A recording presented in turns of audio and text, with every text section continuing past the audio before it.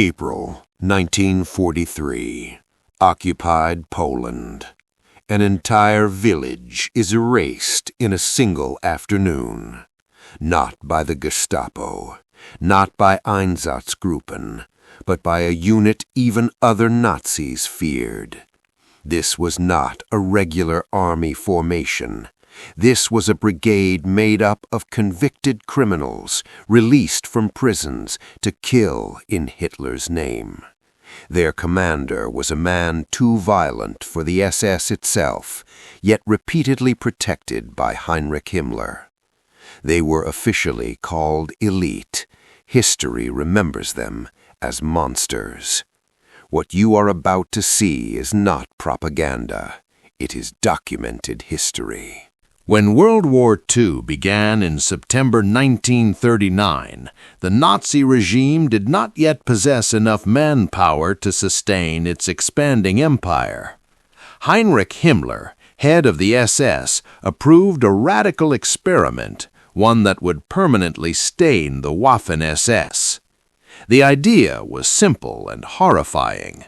Recruit convicted criminals, poachers, violent offenders, rapists, men already imprisoned under German law, and turn them into a fighting unit.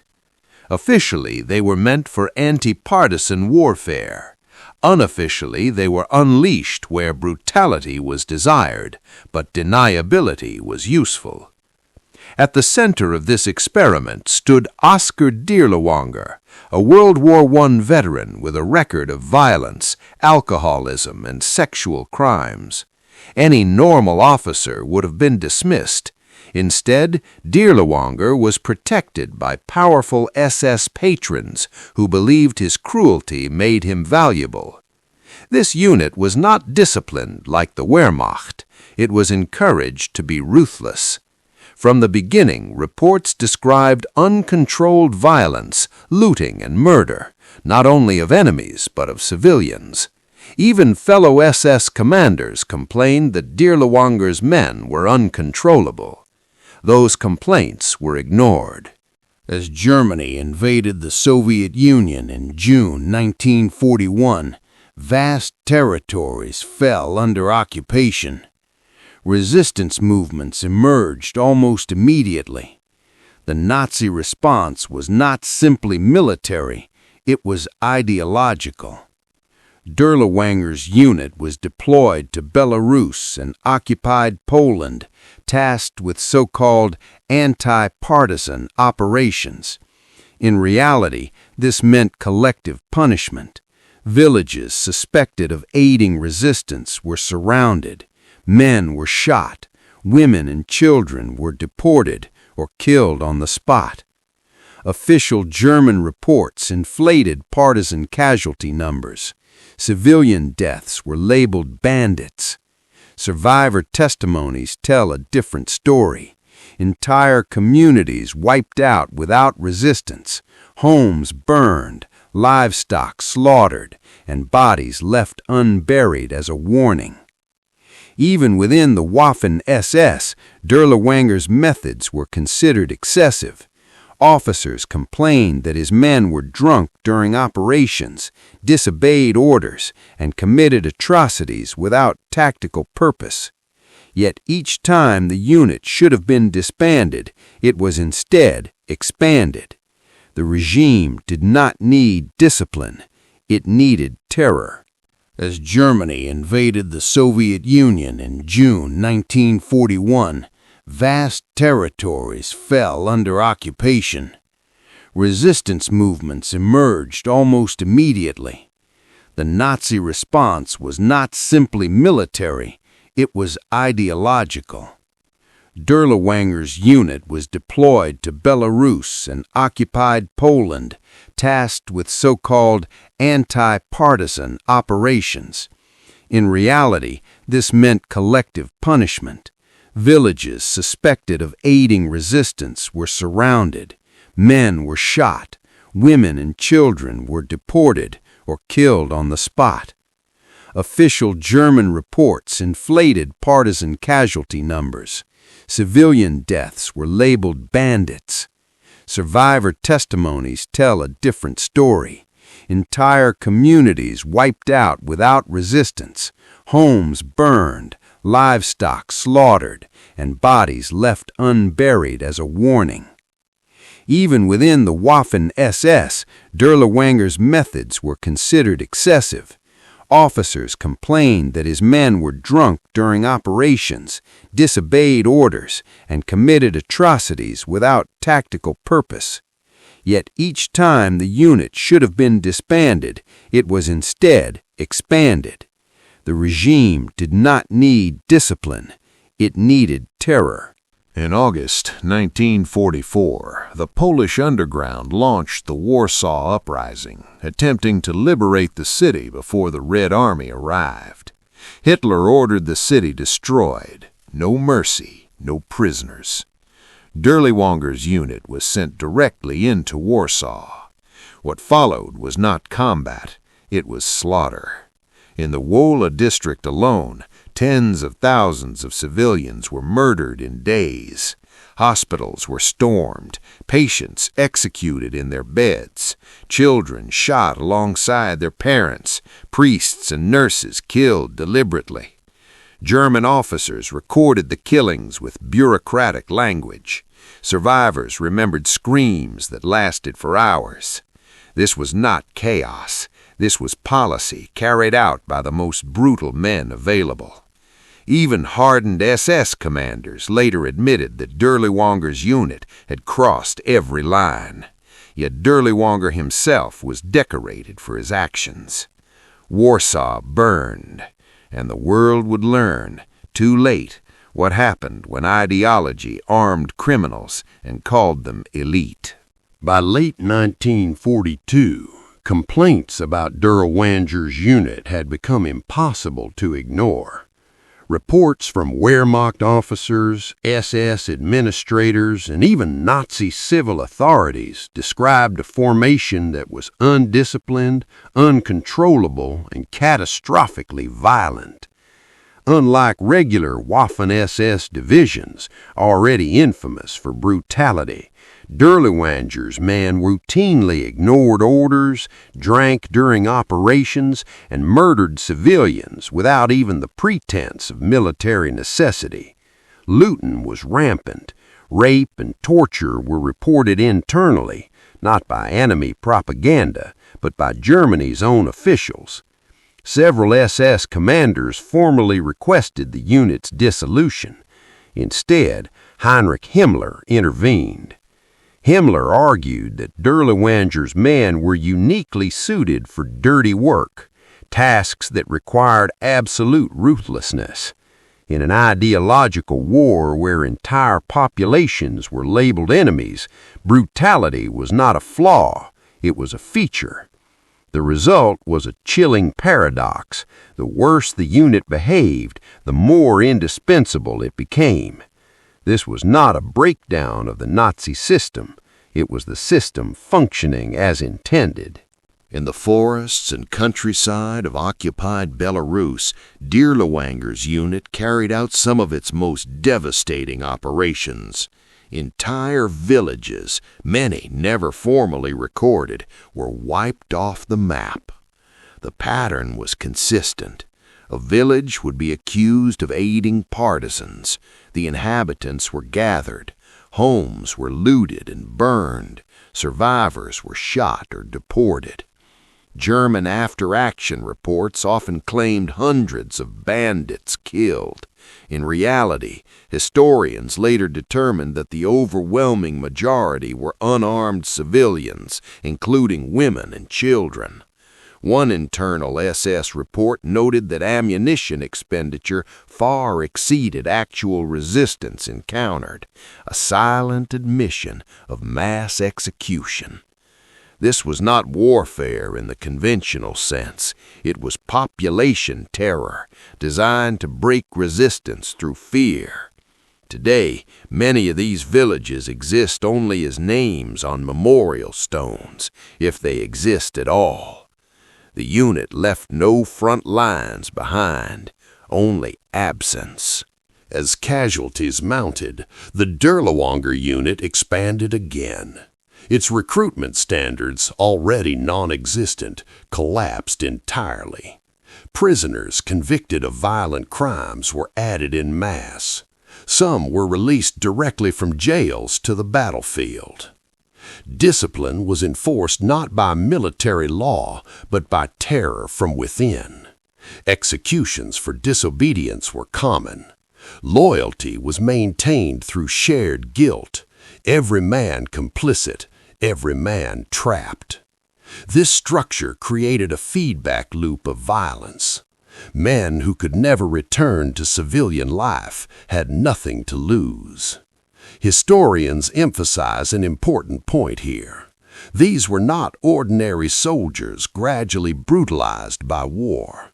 They were selected precisely because of their capacity for violence. This distinction matters. It explains why Dirlewanger's unit stood apart even within a regime already responsible for mass murder. Ideology gave them permission. Criminality gave them method. Before we continue, this documentary is moving into its most critical phase, examining what happened after the war and why these crimes remain hidden for so long.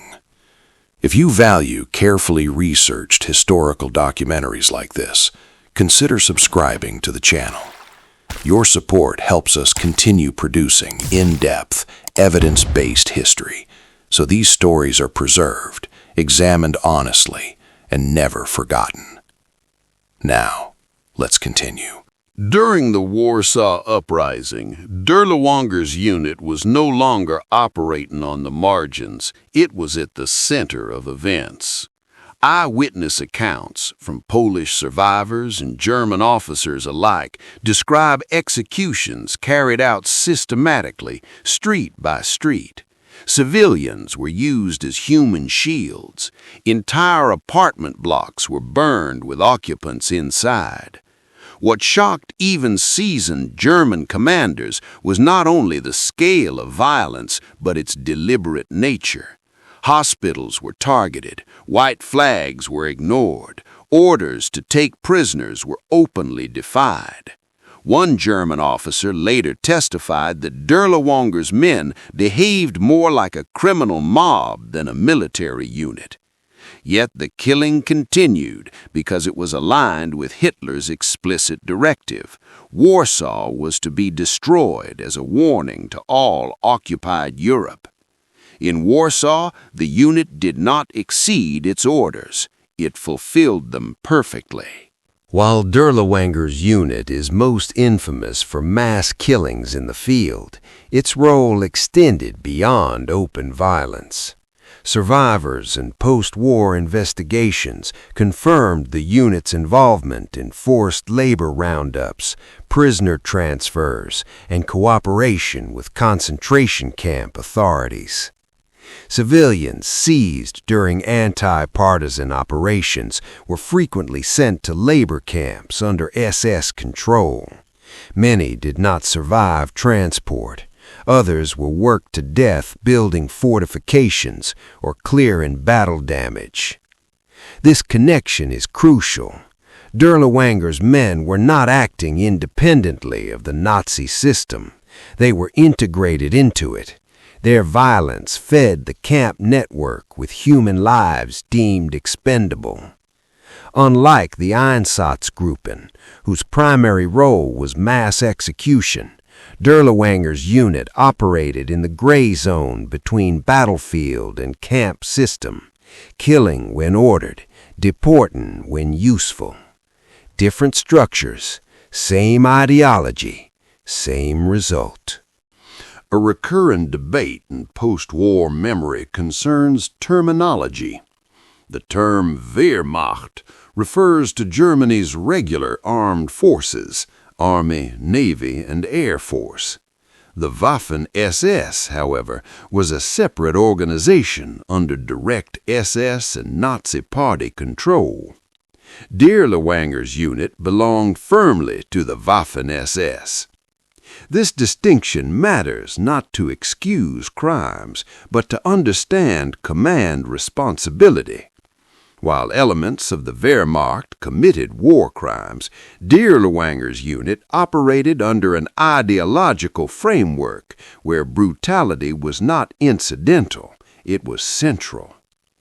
German military records show that regular officers often protested Dirlewanger's actions. Their protests failed, but they exist, and they help historians trace how authority functioned inside the Third Reich. Precision in language is not revisionism. It is how history remains credible. World War II was not morally simple. Crimes were committed on all sides, from Nemmersdorf in East Prussia to Japanese biological experiments in Unit 731. Civilians across continents suffered horrific abuse. Acknowledging this does not diminish Dirlewanger's crimes. Historians warn against false equivalence. Context matters. Scale matters. Intent matters. Dirlewanger's unit was not reacting to battlefield chaos. It was designed for terror, staffed by criminals, and protected by ideology. Understanding the wider landscape of wartime brutality strengthens, not weakens, the case against such units. It shows what happens when war removes all limits. This documentary examines one unit not because others were innocent, but because this unit represents how far organized violence can descend when cruelty becomes policy. As the Third Reich crumbled in early 1945, Dirlewanger's unit retreated westward, leaving devastation behind. By now, it had been expanded into a division in name only, poorly armed, barely controlled, and despised even by Allied German formations. Discipline collapsed entirely, desertion increased, summary executions continued. Oskar Dirlewanger himself was wounded multiple times. In April 1945, he was captured by Allied forces. Weeks later, he died in custody under unclear circumstances, likely beaten by guards who knew his reputation.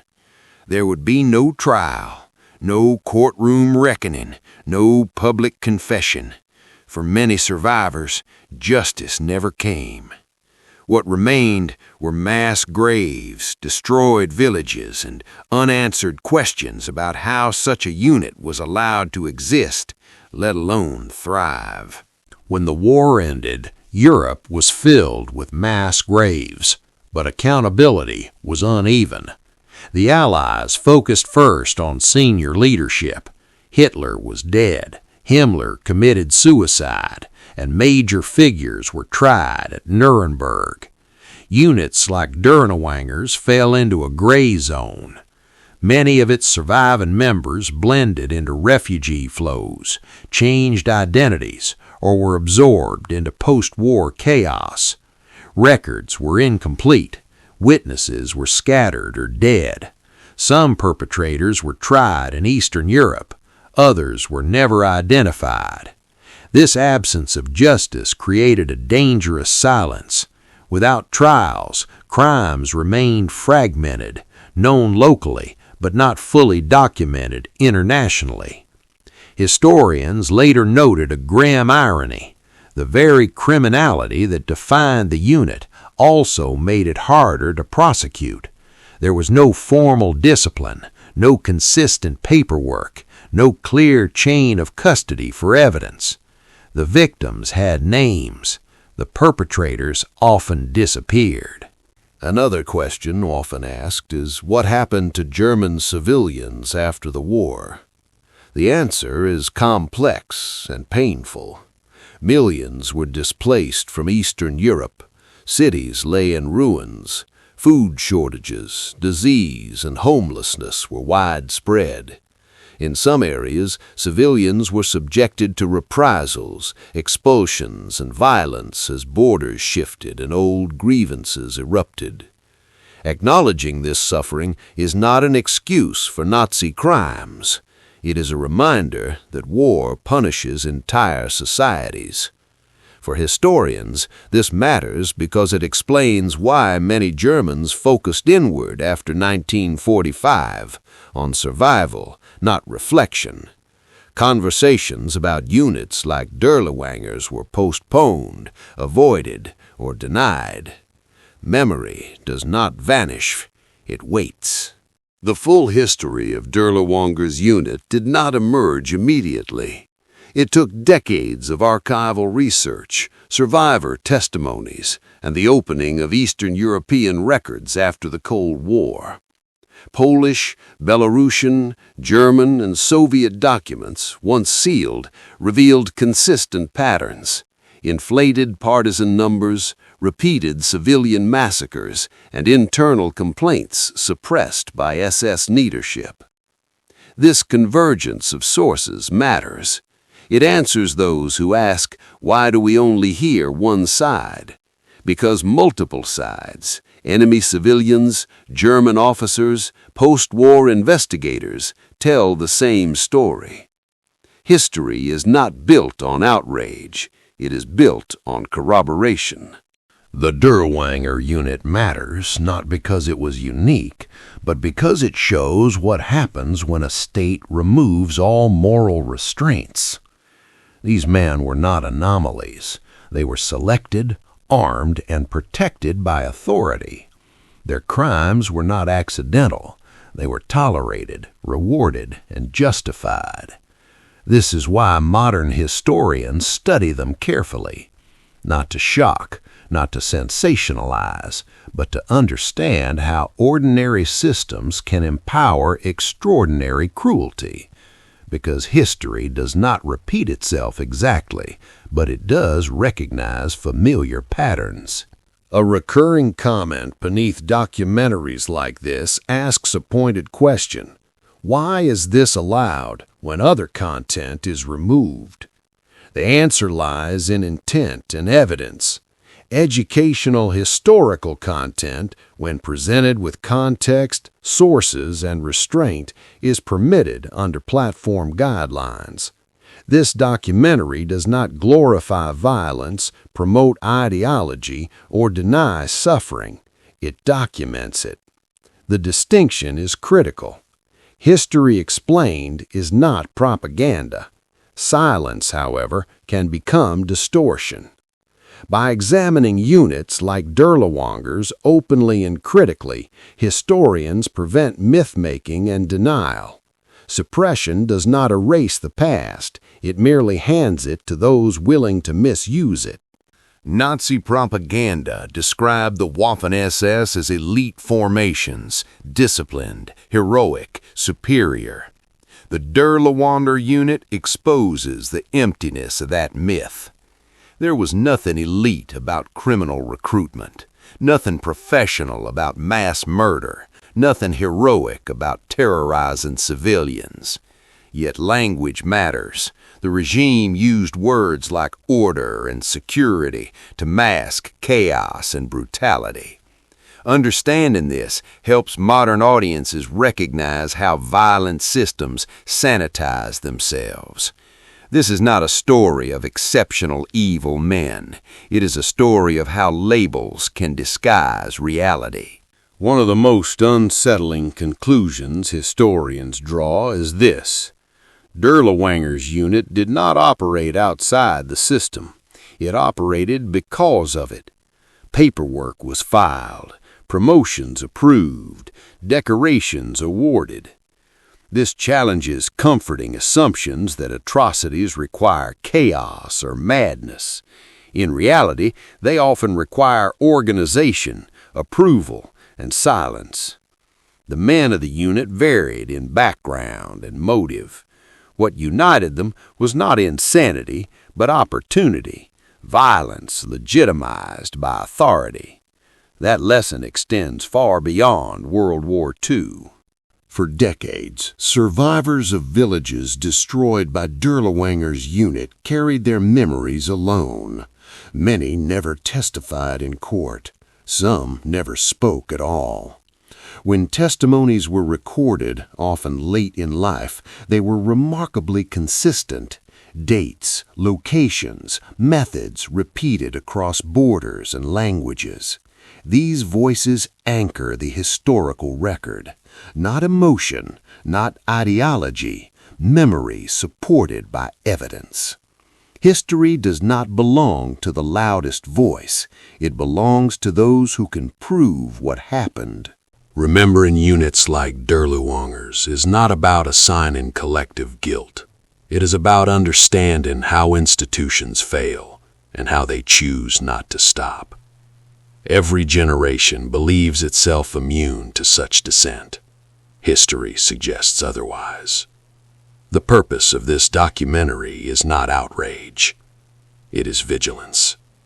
Because the moment brutality is excused as necessary, the moment criminals are empowered in the name of order, history is no longer past.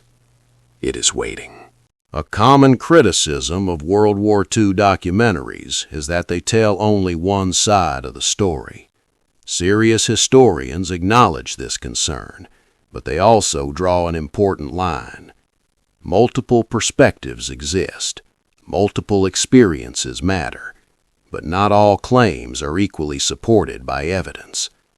In the case of the Dirlewanger unit, the historical record is unusually strong. German military complaints, SS correspondence, survivor testimony, post-war investigations, and forensic findings all converge on the same conclusions. This is not a victor's narrative imposed after the fact. It is a record assembled from all sides, including the perpetrator's own documents. History does not require balance between truth and falsehood. It requires honesty about what the evidence shows. Viewers often point to other atrocities, Nemmersdorf, Unit 731, civilian bombings, and ask why these stories seem separated. The answer is not denial. It is analytical clarity. Each atrocity has its own context, command structure, intent, and scale. Lumping them together risks erasing responsibility rather than expanding understanding. Dirlewanger's unit was not an isolated incident of wartime excess. It was a purpose-built instrument of terror, staffed by criminals and shielded by ideology. Understanding one case deeply does not exclude others. It strengthens our ability to recognize patterns wherever they appear. To historians, the Dirlewanger unit is not studied for shock value. It is studied because it reveals how institutions collapse morally while appearing functional on the surface. Orders were written, promotions granted, decorations awarded. Nothing about this unit was accidental. It demonstrates how bureaucratic systems can normalize cruelty and how violence becomes routine when consequences disappear. This is why archives matter, why testimony matters, why precision matters. Because without them, the past becomes myth, and myths are easily reused. In documentaries about perpetrators, there is always a danger. The killers become more remembered than the dead. So we end by shifting focus. The villages without names, the families erased in records, the children who never grew old enough to testify. They are why this history matters. The Dirlewanger unit is not remembered because it was powerful. It is remembered because its victims deserve to be. Memory is not revenge. It is recognition. History often feels distant, sealed in archives and black and white film. But the forces that created units like Dirlewanger's were not unique to one era. They begin with dehumanization. They grow through silence. They are sustained by permission. This documentary does not ask for outrage. It asks for attention. Because history does not repeat itself exactly, but it recognizes when conditions feel familiar. And remembrance, when done honestly, remains one of the few tools that can interrupt that cycle. End. Thank you for watching until the end. If this documentary helped deepen your understanding of World War II, beyond myths, beyond slogans, please consider subscribing to the channel. Your support allows us to continue producing carefully researched historical content, preserving testimony, and examining difficult chapters of the past with honesty and respect. Liking, sharing, or subscribing may seem small, but it plays a real role in keeping educational history visible in a noisy digital world.